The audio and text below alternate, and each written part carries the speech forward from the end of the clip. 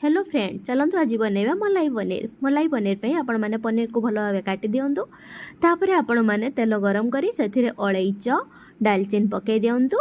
तापर किछ समय पर पियाज रसुण अदा सबकि की भल भाव पकईकि भाजी दिंतु भाजिकी ग्राइंड करिया द्वारा तार टेस्ट भल आसी थाए।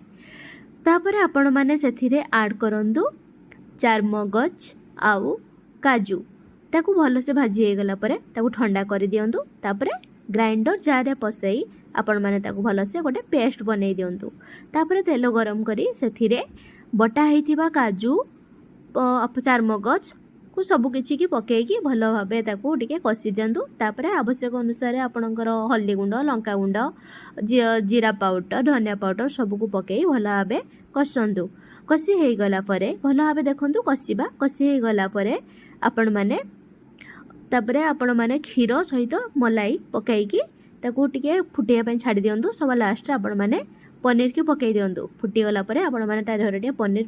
मसला पकांतु तापरे रेडी हो गला आपणकर मलाई पनीर खांतु और एंजॉय करंतु। Thank you.